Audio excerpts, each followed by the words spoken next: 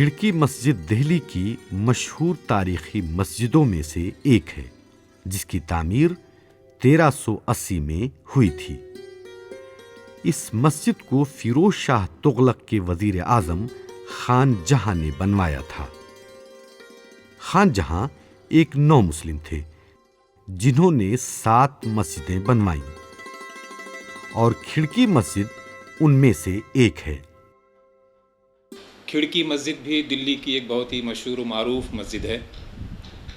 یہ قدیم مسجدوں میں سے ایک مسجد ہے جو آپ یوں کہہ سکتے ہیں کہ جنوبی دلی میں قطب مینار سے بہت قریب واقع ہے۔ یہ مسجد بھی اپنی دلکشی، آرکیٹیکچر کے پہلو سے اپنی رانائی اور عظمت کے لیے بہت مشہور ہے۔ یہ بات بہرحال افسوسناک ہے کہ مسجد آباد نہیں ہے، مسجد میں اب نماز نہیں ہوتی ہے، بلکہ ایک غیر معمولی ویرانی مسجد میں آج پھیلی ہوئی ہے، لیکن اس کے باوجود مسجد اپنی عظمت اور اپنی شان و شوکت کا آج بھی مظہر ہے۔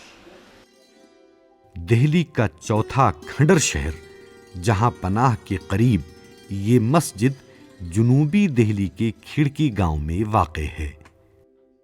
اس سے تھوڑی ہی دوری پر کالکا جی مندر، لوٹس ٹیمپل، درگاہ حضرت نظام الدین اولیاء، اس کے علاوہ مسجد کے نزدیک ہی ساکیت، گریٹر کیلاش، مالویہ نگر اور سی آر پارک جیسے بازار موجود ہیں۔ کھڑکی ٹاؤن قطب کمپلیکس سے 2 کلومیٹر کے فاصلے پر واقع ہے۔ اس کو مملوک سلطنت کے پہلے بادشاہ قطب الدین ایبک نے تعمیر کرایا تھا۔ اس کے بعد بادشاہ التمش نے بھی اس میں تعمیراتی کام کروایا تھا۔ اس کمپلیکس کی سب سے اہم اور بڑی عمارت قطب مینار ہے۔ اس کے علاوہ قوت الاسلام مسجد، علائی دروازہ، علائی مینار اور آئرن پلر جیسی اہم تاریخی عمارات بھی اس کمپلیکس میں موجود ہیں۔ کھڑکی گاؤں بس اسٹاپ سے بائیں طرف ایک پتلی گلی اندر کی طرف گئی ہے، جس کے اخیر میں جا کر یہ مسجد ملتی ہے۔ مسجد ویران ہو چکی ہے اور اب یہ استعمال میں نہیں ہے۔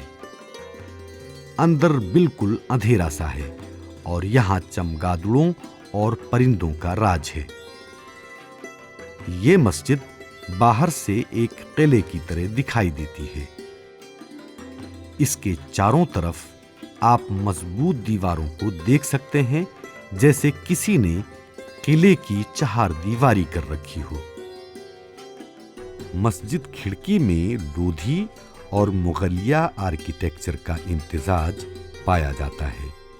مسجد کی تعمیر بہت ہی خوبصورت، جاذب نظر اور بعض پہلوؤں سے حیرت انگیز ہے۔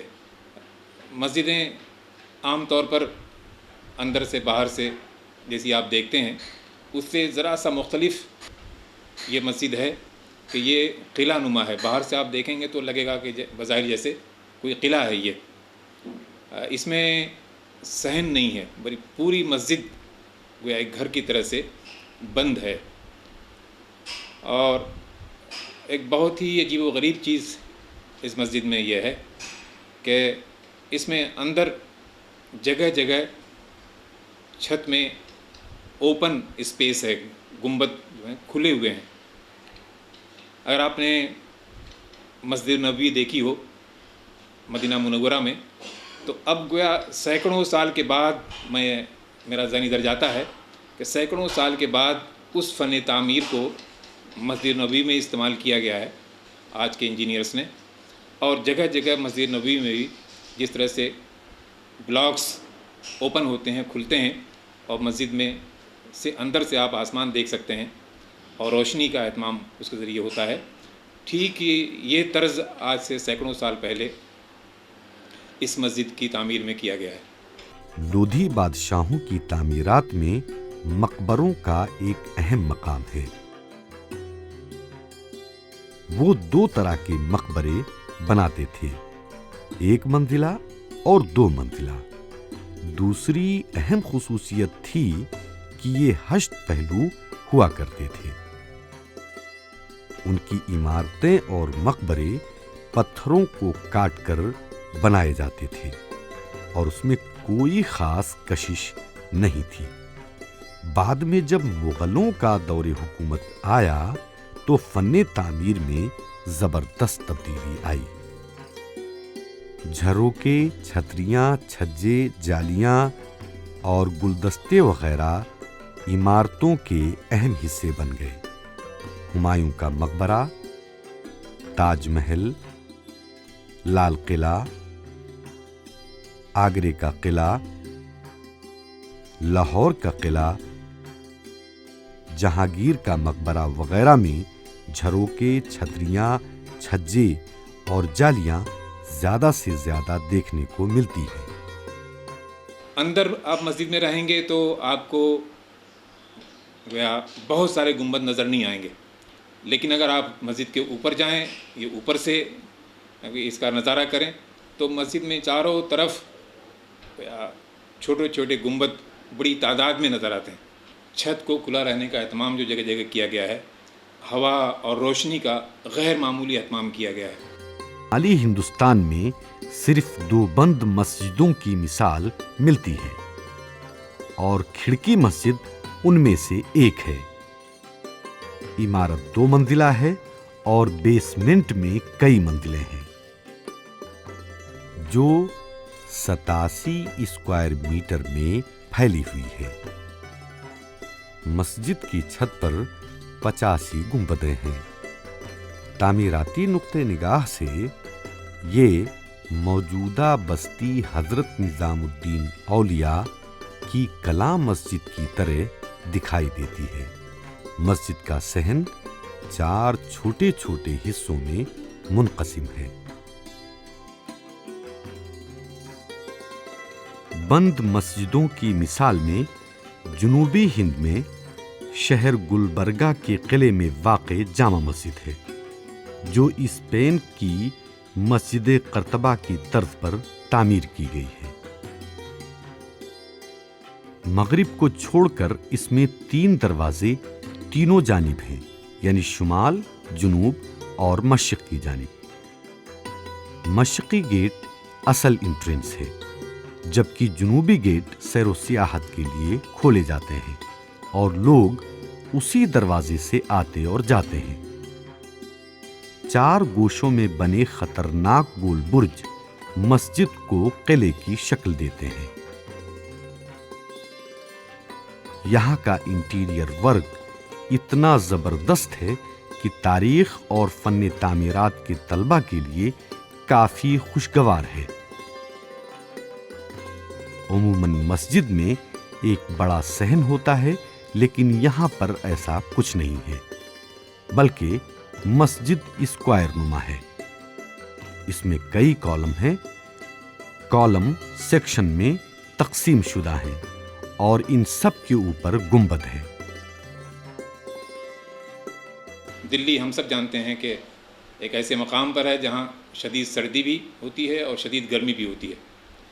تو ان دونوں موسموں کا اس مسجد میں بھی اور بعض اور مسجدوں میں بھی جو قدیم مسجدیں ہیں اس کا غیر معمولی اہتمام کیا گیا ہے کہ گرمی میں مسجد ٹھنڈی رہے اور سردی میں ہم وہاں گویا بے سکونی محسوس نہ کریں، سردی محسوس نہ کریں.